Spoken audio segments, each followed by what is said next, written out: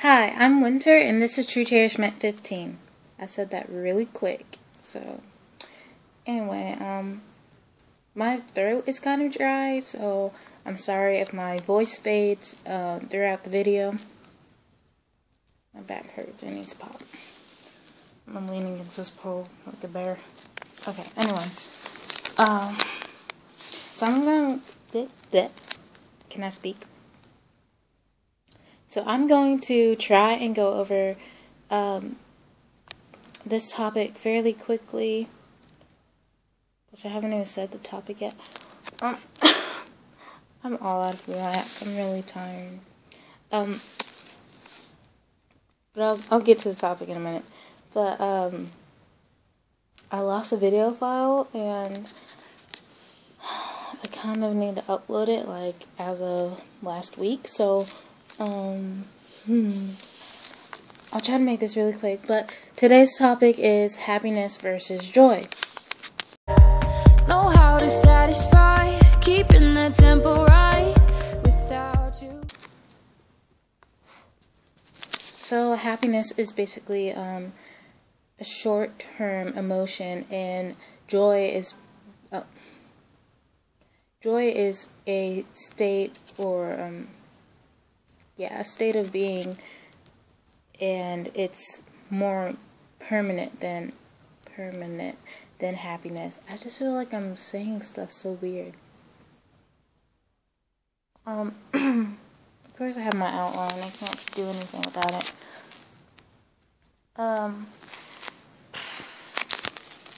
So I'm not saying that it's bad to be happy.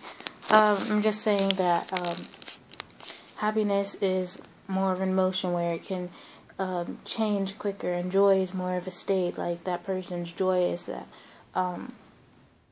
person that's always cheerful, and it's really, really hard to bring them down or make them feel like depressed or I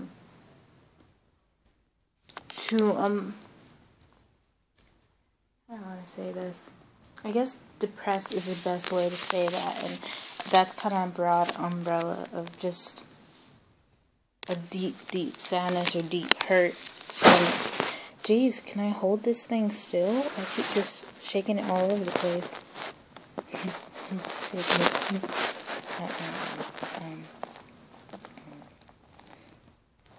So anyway, so long-term happiness is not joy as well. Long-term happiness is just when you're happy for a long time, which is like a week or a month. It depends how you want to define long-term. While joy is, like I said before, a state of being. It can be used to describe someone. So how to be joyous? I think in order to be joyous, you have to focus on the good things in life. You can't constantly hear the bad. You have to, first of all, want to be joyous, which I don't see why you wouldn't want to be an overall joyful person. But aside from, it's really just focusing on the good in life and not the bad, and making the best out of what you have, and wanting to make others happy, and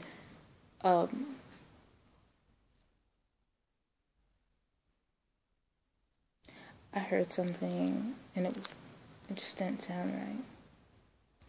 So that's basically my take on it. So I'll talk about why it's important, because I've been thinking about this, and that's why I was kind of like joyous and kind of off.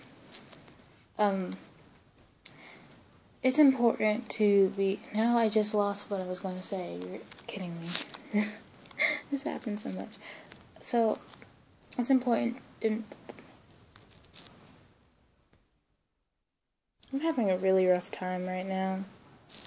It's important to be joyous, because it does make your life better. You're able to be like, okay, this isn't going my way, but at least I still have this and this to work for me, and I can use this in order to do this. So you're always moving forward. But if you're focusing on the bad, you're like, oh, I don't have this, I can't do anything, you're never going to move forward and better yourself. So how does it better you as a person? You grow from it. You grow from being joyous. You realize that living for yourself gets you nowhere, and living to make others happy and joyous, and just living happily is the best way to go. And if something doesn't make you happy in life, like, oh no, if you've always wanted to live by the beach and you continue to live in like the middle of the desert, then that's something that you need to fix. Life is really too short, and you should enjoy it and make those who really do have your back, those who love you, and even people you barely know, make them happy. Small little good deeds and everything. So it can also better your relationships. I believe when you're joyous and full of joy, you're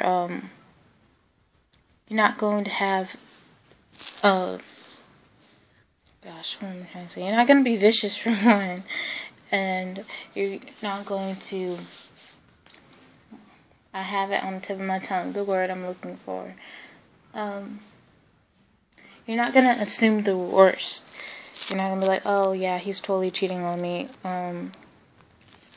Oh yeah, she's wanting to spend all my money.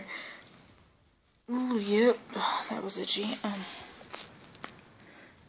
You're going to be like, okay, well, I don't know why he's acting like this, but if we sit down and talk, then I'm sure we'll get to the bottom of the problem and it'll be resolved quickly. Or maybe he's going through something and he needs to some time alone or a little time apart, or just time where we don't hang out as much. Which I'm not making any sense, am I? Like, you know how if you're dating someone and you guys are always close together, and then all of a sudden they're kind of like, I think I'm just going to stay at home. Sometimes it's not that they're wanting to break up with you, or if they're like, oh, I'm out with someone else, or I'm out doing this, it's not that they're cheating. It's just that